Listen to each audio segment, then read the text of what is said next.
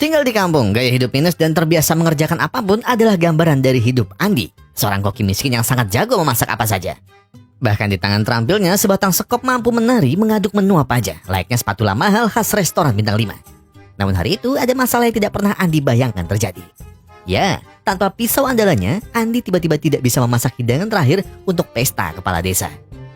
Bos warungnya semakin marah besar di saat ia melihat isi tas Andi. Karena alih-alih membawa pisaunya, Andi justru membawa banyak buku filsafat dan 1000 lelucon ala Rusia.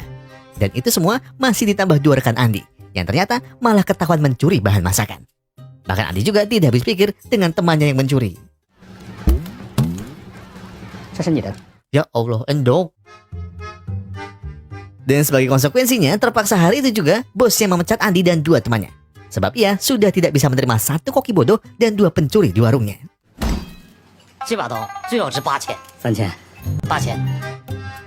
Kalau ada satu orang yang harus disalahkan dari kegagalan Andi, tentu tersangkanya adalah Denny. Karena ternyata dialah yang telah mencuri pisau kakaknya.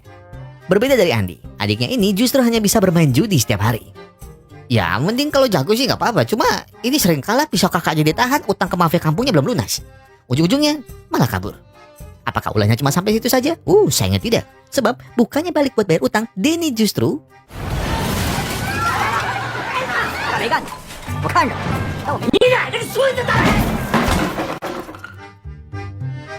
terus selain judi dan cari masalah, Denny nganggur dong. Ya sebenarnya sih nggak nganggur-nganggur banget ya. Cuma kerjanya nggak bisa disebut kerja juga sebenarnya. Mau dibilang kerja gimana kalau Denny hobinya pura-pura ketabrak gini. Tapi kali ini Karmasta akan mendatanginya. Karena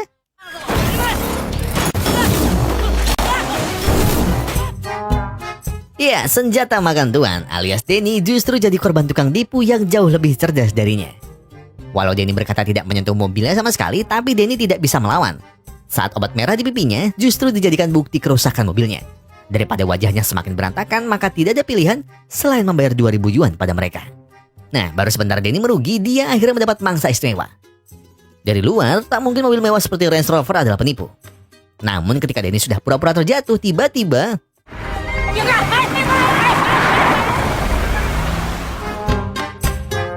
tak berselang lama, kali ini Denny justru ditabrak sungguhan. Dan ketika ia tengah melakoni aktingnya, ternyata itu adalah kakaknya sendiri. Namun ketika mereka sudah tiba di rumah, tiba-tiba Denny melihat mobil mewah tadi sudah terparkir di depan rumah mereka. Andi yang panik dengan neneknya pun segera masuk dan mengira kalau 2 orang asing ini hendak menagih hutang adiknya.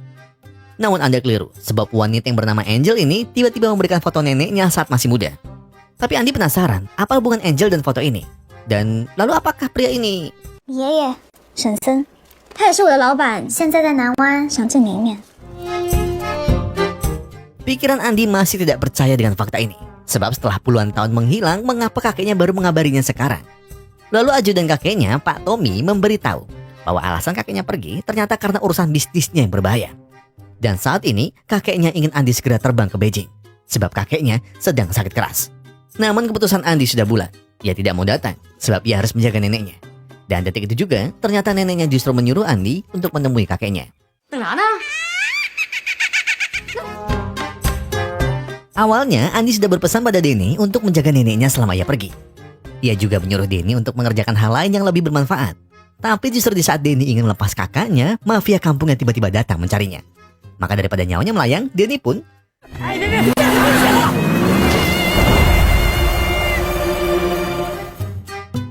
akhirnya, setelah 8 jam perjalanan, mereka telah sampai di rumah kakeknya. Dan perkenalkan, kakek-kakek yang sempat Denny kira kakeknya adalah Tuan Yin, alias asisten pribadi kakeknya. Dan setelah melihat semua ruangannya, akhirnya Andi sebentar lagi akan segera berjumpa kakeknya. Tapi tepat di saat Andi membuka pintu, kakeknya tiba-tiba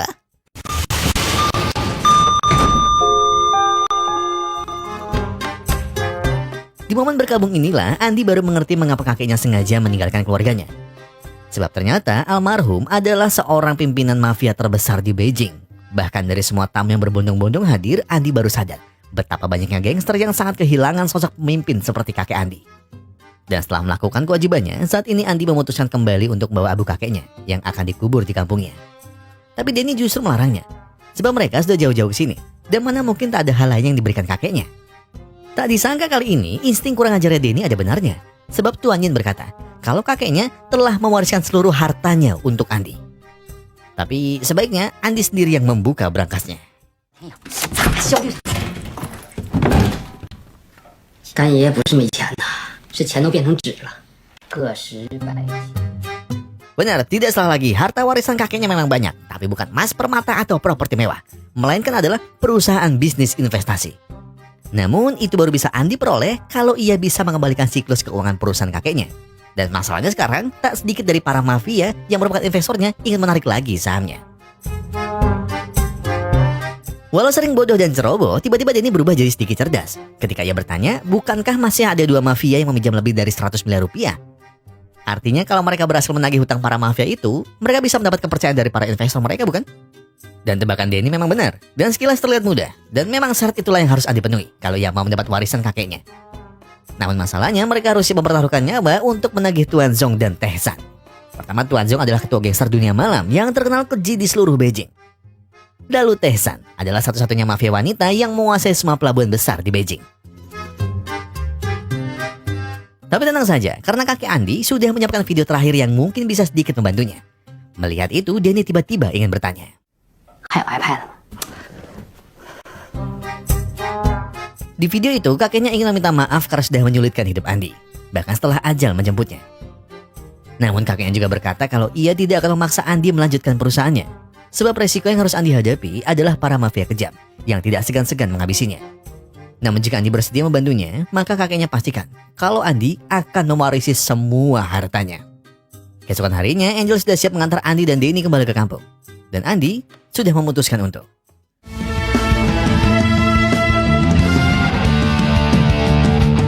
呜呼，需要我。哎呀妈呀！ Pagi itu juga waktunya Andi mengukuhkan dirinya sebagai pengganti sang kakek. Dengan penuh keyakinan Andi berpikir, pasti kata-kata bijak yang telah ia baca akan membuat dirinya terlihat berwibawa. Namun itu cuma bayangannya, sebab yang ada para mafia itu justru meremehkan Andi sebagai pewaris aneh dan juga bodoh. Bahkan di hadapan mafia The Tiger, pidato Andi lebih mirip omong kosong bocah kemarin sore. Maka demi menenangkan mereka semua, Andi berjanji akan mengembalikan semua uang mereka dalam waktu 1 bulan. Baiklah, mereka semua akan menunggu hasilnya. Atau jangan salahkan The Tiger jika Andi akan segera menyusul kakeknya. Oke, tanpa menunggu waktu lama, mereka bertiga akan menyamar untuk pergi ke bar milik Tuan Zong. Namun sepertinya ada yang aneh dari penyamaran Denny.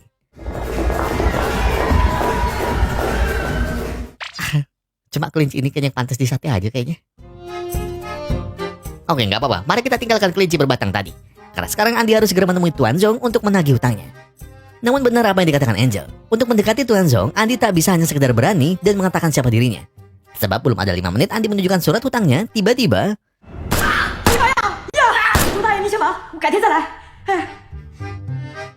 Baiklah, mari kita lanjut menagih Teh San. Namun kali ini Andi bagi tugas. Denny dan Pak Tommy akan menagih mafia kelas 3. Lalu ia dan Angel akan langsung menagih Teh San di markasnya. Kelompok pertama mungkin akan gagal, sebab dari awal saja mereka sudah salah naik tangga sebanyak 20 kali. Dan ketika sudah sampai depan rumah targetnya, Denny justru menahan anak buahnya yang bertindak kasar. Denny tak perlu itu katanya, karena dia percaya bahwa jalan lemah lembut pasti akan meluluhkan segalanya. Namun tak disangkanya, berkat kebodohannya itulah Pak Tommy tak menyangka kalau skill Denny di atas mafia lainnya. Gua marah gimana? Tapi ya, udahlah, diam aja lah. Kan gak bener juga caranya begitu. Seperti keluar dari mulut buaya dan masuk kandang singa, begitulah keadaan Andi sekarang. Sebab lagi-lagi baru pertama ia menginjakan kaki, resikonya sudah menantang maut. Tapi untungnya masih ada Angel yang siap melindunginya. Dan berkat kepolosan Andi, tiba-tiba Teh San mau mendengarkan apa tujuannya kemari. Bahkan Teh San pun tak ragu menjamu Andi dengan minuman terbaiknya.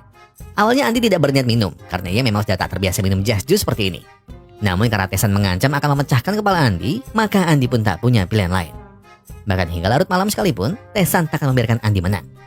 Dan benar saja, sampai detik terakhir, Andi terpaksa harus pulang tanpa membawa hasil apapun. Sementara itu, mari kita kembali sejenak ke kampung Andi. Tanpa Denny ketahui, ternyata mafia kampungnya masih menaruh dendam, sekaligus berencana mengejar Denny secepatnya. Bahkan saking dendamnya, para mafia itu tidak perlu mengunci pintu dan jendelanya untuk menunggu Denny. Sebab...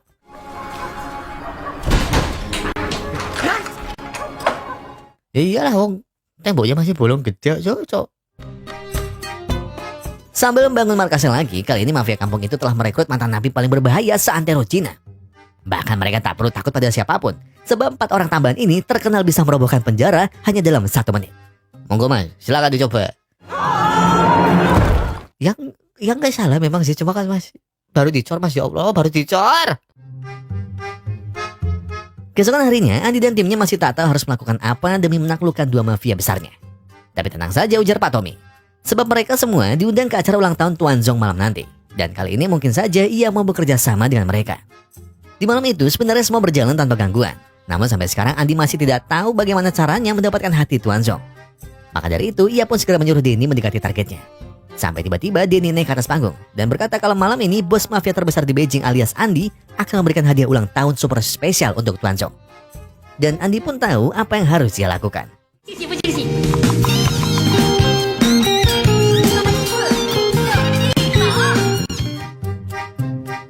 Akhirnya ide Denny berhasil Andi eksekusi secara sempurna. Semua tamu senang, terlebih Tuan Zong. Dia sangat bahagia karena dia tidak menyangka bahwa ada mafia yang sangat handal memasak seperti Andi. Dan untuk menutupi kebahagiaannya, Andi telah menyiapkan hidangan terakhir yang berupa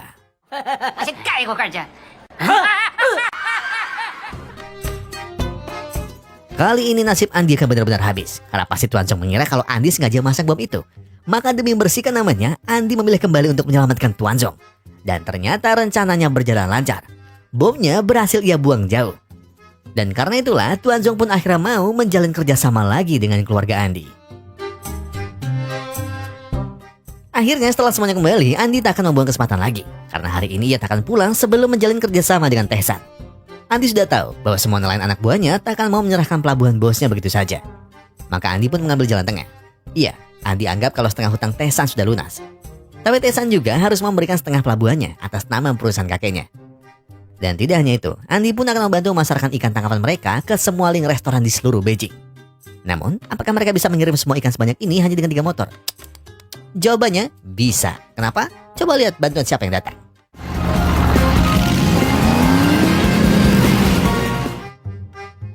Pucuk dicinta, nasib baik pun tiba. Iya, tanpa diduga, Tuan Zong tidak hanya datang bawa ratusan pasukannya. Namun beliau juga langsung melunasi semua hutangnya tunai. Nggak pakai nyicil.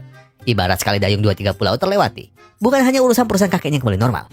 Bahkan berkat kebaikan Andi kepada Tae-san, maka dia pun tak ragu memberikan semua pelabuhan yang ada di Beijing menjadi miliknya. Dan itu bukan tanpa alasan dia mau mempercayakan asetnya pada Andi. Itu semua karena ia setuju dengan Tuan Zong. Bahwa di tangan kepemimpinan Andi, mereka baru pertama kali diperlakukan dengan adil, bijaksana, dan penuh dengan perhatian.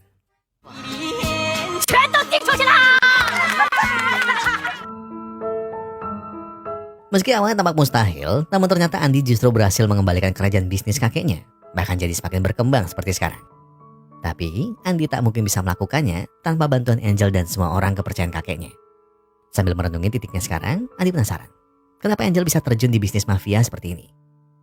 Lalu Angel bercerita kalau dirinya adalah anak yatim piatu, yang sehari-hari hanya hidup di jalanan tanpa tahu tujuan hidupnya.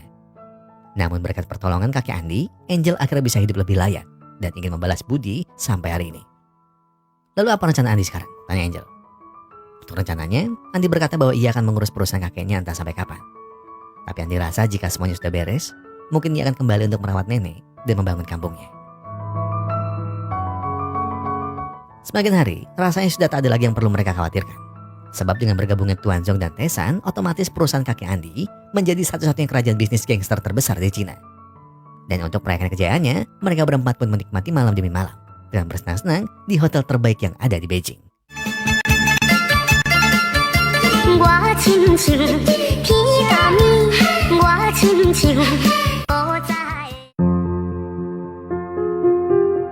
Hingga hari berganti, mungkin semuanya masih terlihat baik-baik saja.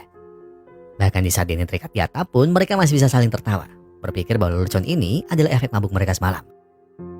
Namun semuanya baru terungkap setelah Andi menyadari kalau Tuan Zong dan Tae-san tiba-tiba sudah tidak bernyawa. Denny yang panik pun segera mengajak Andi pergi dari sini. Tapi Andi justru tak mau, karena ia ingin melaporkan ini ke polisi. Denny tahu maksud Andi, namun meskipun bukan mereka pembunuhnya, polisi akan tetap curiga, karena mereka lah yang mengadakan pesta ini. Sudahlah, ayo cepat pergi, ajak Denny. Tapi tetap, beberapa kali pun Denny memaksa, Andi akan segera mencari tahu siapa pembunuh rekan bisnisnya.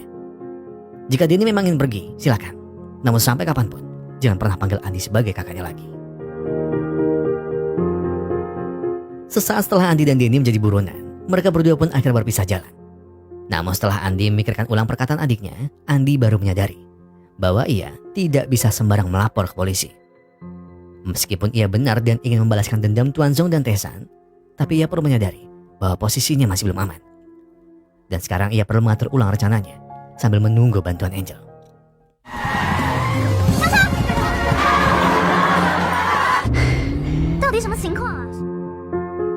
Di dalam mobil, Angel masih tidak percaya kalau akhirnya akan seperti ini. Sebenarnya apa yang terjadi malam itu? Apakah Andi tak ingat sama sekali? Setelah berpikir keras, Andi akhirnya ingat tentang sebuah kotak permen yang mencurigakan. Dan sekarang ia ingat di mana anak buah Tuan Zong membelinya. Tetapi di saat mereka akhirnya sampai di toko itu, mereka terlambat. Sebab pemilik tokonya pun telah kehilangan nyawanya. Bersamaan dengan itu tiba-tiba muncul seseorang misterius yang tanpa sepatah kata pun langsung menembaki dan mengejar mereka. Walau harus sempat bekerja dan menghindari beberapa kali, akhirnya Andi dan Angel berhasil melumpuhkan pembunuh bayaran itu dan segera kabur mengamankan diri. Di lain tempat, Danny justru tak sempat menyelamatkan diri. Di sana ia disiksa dan disekap oleh pembunuh Tuan Zong dan Tesan, yang tidak lain dan tidak bukan adalah The Tiger. Dan tak lama Danny masih beruntung karena Pak Tommy dan anak buahnya segera menolongnya. Percuma Pak Tua, ucap The Tiger, sambil mentertawakan seorang sopir yang tak berguna seperti Pak Tommy. Untuk apa ia datang ke sini? Hanya untuk menyelamatkan pria bodoh ini? Apakah ia ingin menyusul tuannya ke akhirat? Tapi sepertinya Pak Tommy lah yang akan mengantarnya ke akhirat.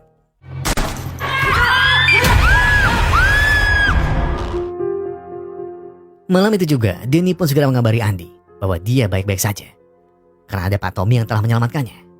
Dan setelah Danny mengajak Andi bertemu, Pak Tommy tiba-tiba memberinya 500 juta dan sebuah surat. Pak Tommy ingin Danny membujuk Andi agar mau menyerahkan perusahaannya.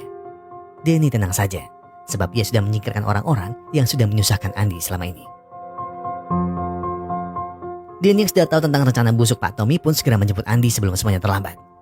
Andi harus tahu bahwa dalang dibalik kematian Tuan Zong, Tesan dan The Tiger adalah Pak Tommy. Ia ingin Andi ikut bersamanya dan tidak usah kembali lagi ke sini. Namun Andi tak mau membiarkan perusahaan kakeknya dikuasai penjahat. Dan tepat di saat itulah Pak Tommy dan komplotannya sudah siap menghabisi mereka berdua. Sebentar, kata Andi, sebelum kalian menangkapku, tolong jawab. Apakah benar Pak Tommy yang sudah membunuh Tuan Zong dan Tesan? Iya, kalau benar memangnya Andi mau apa? Tentang Pak Tommy. Apakah polisi sempat datang setelah nyawa Andi ikut melayang? Walau begitu, sebaiknya Pak Tommy harus melihat sesuatu yang telah Andi siapkan di balik jaketnya.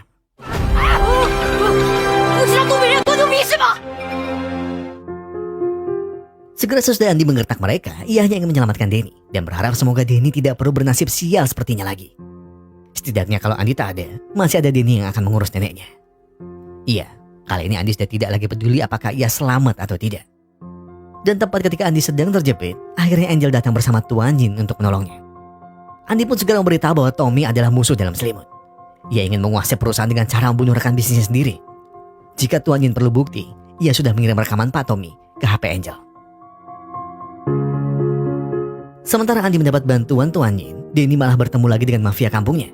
Namun kali ini Danny takkan kabur lagi, sebab dia sudah menyiapkan sebuah rencana. Dan tak disangka, Andi dan Angel malah terjerembab ke lubang yang sama. Iya, mereka baru sadar bahwa musuh utamanya bukanlah Pak Tommy, melainkan orang kepercayaan kakeknya, alias Tuan Yin. Sebelumnya ia tak menyangka kalau orang bodoh seperti Andi ternyata adalah orang yang sudah membereskan masalah perusahaan kakeknya. Dengan itu Tuan Yin jadi tak perlu susah payah menutup semua hutang perusahaan yang disebabkan oleh Tuan Yin sendiri. Jadi sekarang, ucapkan selamat tinggal untuk terakhir kali. Sebab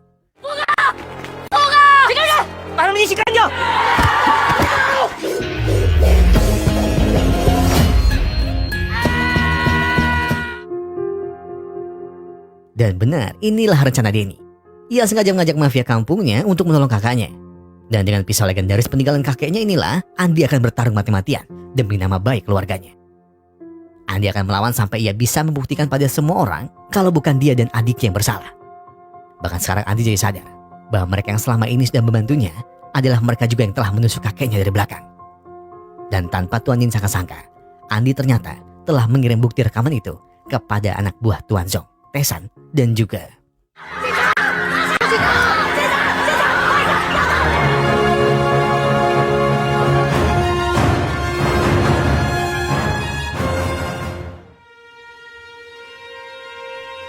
setelah pertarungan tadi selesai dan para pengkhianat itu berhasil ditangkap, Danny ingin mengucapkan terima kasih kepada mafia kampungnya yang telah berjasa menyelamatkan keluarganya. Maka dari itu, sekarang ia telah menyiapkan semua tumpangan gratis kepada mereka untuk kembali ke kampung. Jadi ketika dia dan kakaknya telah kembali juga, ia berjanji akan segera melunasi utangnya. Walau mereka merasa ada yang aneh, tapi mereka turut bangga, sebab bisa menyelamatkan mafia kaya seperti Andi. Dan akhirnya Andi bisa melakukan semua tugasnya dengan baik. Dia yakin bahwa kakeknya pasti bisa bersirah dengan tenang sekarang. Dan sebagai pewaris sah perusahaan investasi mafia terbesar di Cina, saat ini Andi ingin kembali sebentar ke kampungnya untuk membahagiakan semua orang. Namun sebelum itu, ia ingin mengucapkan terima kasih banyak untuk kebaikan Angel dari awal mereka bertemu hingga membantunya sejauh ini. Dan mungkin pelukan perpisahan ini takkan berarti apa-apa sebelum ia mengucapkan kalimat terakhirnya untuk Angel. 我爱你。 Ya, inilah janji Andi pada dirinya sendiri. Setelah mengarungi badai sana sini dan jungkir balik dengan semua perjuangannya, kini Andi tanya sukses sebagai mafia sultan di kota. Sebab dengan segala jerih payahnya, akhirnya dia bisa membangun hotel pertama di kampungnya demi menghidupi banyak warga miskin lainnya. Andi hanya ingin menolong semua orang dengan semua kebaikan yang bisa ia berikan kepada mereka yang membutuhkan. Sampai tiba-tiba muncul seorang kakek bule yang ternyata adalah 我叫沈腾，我是你爷爷同父同母的亲兄弟。I'm from England。 So, masih satu garis keturunan dengan Peaky Blinders? Tapi bentar, kejutannya masih ada ketinggalan satu. Apakah kalian ingat dengan mafia kampung tadi? Dan ingin melihat mereka sekarang ada di mana? Nah, silakan dibuka, kan?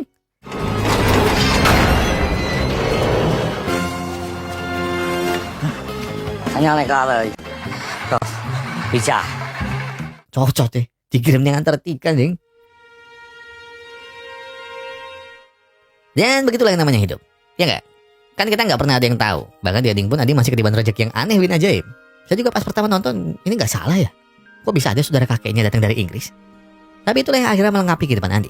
Karena usut punya usut, keluarga kakeknya Andi memang orang Cina perantauan yang tersebar di Inggris. Dan ceritanya setelah Andi bisa sukses bangun kampungnya jadi kampung pariwisata, Andi justru dapat suntikan dana dari kakek bulunya itu. Dan jadi, itulah kehidupan Andi yang beneran tajir melintir. Yang hartanya kalau dibagi berapa turunan juga nggak bakal habis-habis. Terus kalau ngomongin pelajaran dari film ini, mungkin kita bisa memikirkan ulang tentang arti tanggung jawab. Kenapa tanggung jawab? Ya sebenarnya Andi bisa aja langsung pergi kayak sarannya Denny.